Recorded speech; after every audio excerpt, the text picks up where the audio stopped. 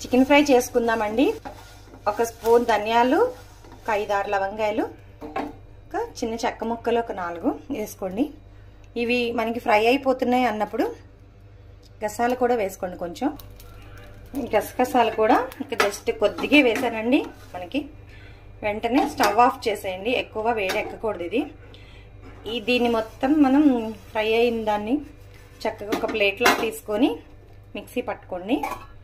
దీంతో పాటు నేను ఎండు కొబ్బరి పొడిని కూడా వేస్తానండి. ఈ మసాలా దినుసులని చల్లారిన తర్వాత మిక్సీ చేసి పక్కన పెట్టుకోండి.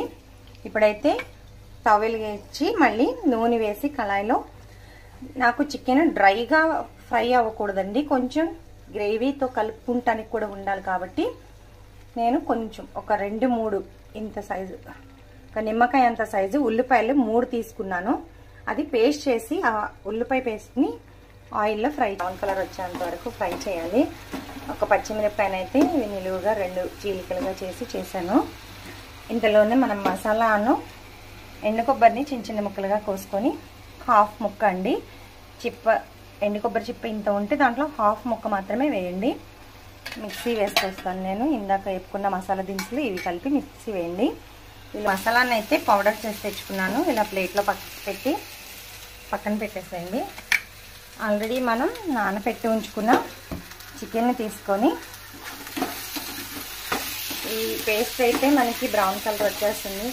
ఇందాక నేను చాలా నూనె ఎక్కువ పోసానేమో అనుకున్నాను. ఈ ఆనియన్స్ ఫ్రై అయ్యేసరికి నూనె మొత్తం అయిపోతుంది, మనకి ఏం కనబడట్లేదు అసలు.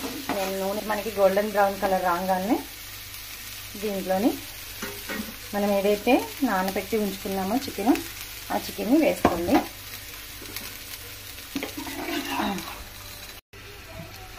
మనం ఏదైతే ఆల్రెడీ ఉప్పు, పసుపు, కారము, అల్లం పేస్ట్ వేసి నానబెట్టుకొని ఉంచుకున్నాం కదండి, ఆ చికెన్ని దీంట్లోనికి వేయండి.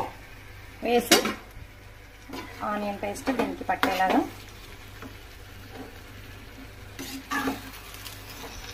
కలిపెట్టి మినిమం ఒక 15 నిమిషాల పాటు మూత పెట్టండి.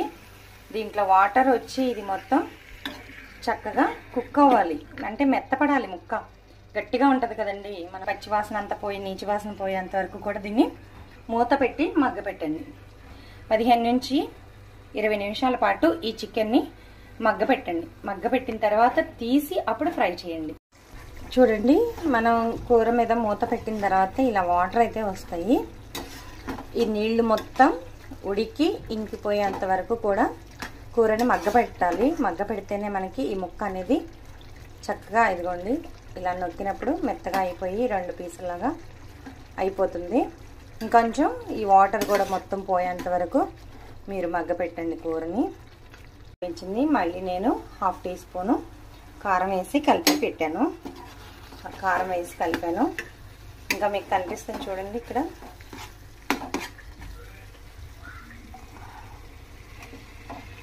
ఇది మొత్తం మనకి ముక్క కొంచెం ఫ్రై అయితే బాగుంటుంది.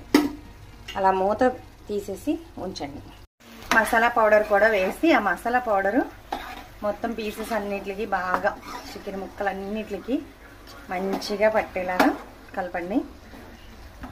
కలిపి ఒక మధ్యలో కలుపుకుంటూ ఒక 5 నిమిషాలు మూత పెట్టండి. మళ్ళీ మధ్యలో కలిపి తీయండి. ఇంకా లాస్ట్లో కొంచెం ఆ మసాలా పౌడర్ కూడా వేసినాక సన్నగా కోసిన కొత్తిమీర వేసుకోండి.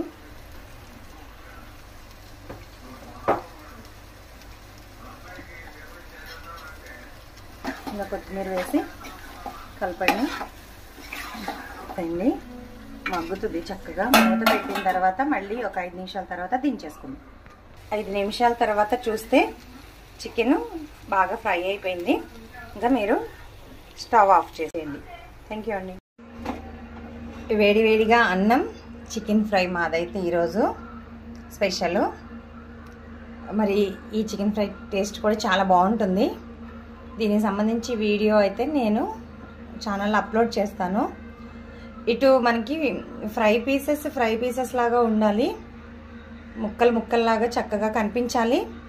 అదేవిధంగా మనకి తింటుంటే కూడా చాలా సాఫ్ట్గా జ్యూసీగా ఉండాలి. గ్రేవీతో పాటు ఫ్రై ఉండాలి మనకి, అలా అయితే బాగుంటుంది అన్నమాట. తింటుండే కూడా చాలా టేస్ట్గా ఉంటుంది. చూడండి చూడండి ఈ చికెన్ ఫ్రై బాగా ఉడికిందా లేదా అనేది కూడా మీరు చూడండి. ఇదిగోండి పీసెస్ ఇలా 2 వేళ్ళతో తుంపితే వస్తున్నాయి. అసలు ఇలా కలుపుకొని ఇలా తింటూ ఉంటే ఉంటుందండి, చాలా టేస్టీగా ఉంటుంది. ట్రై చేసినట్లు మీరు కూడా ట్రై చేయండి, ఎలా ఉందో చెప్పండి.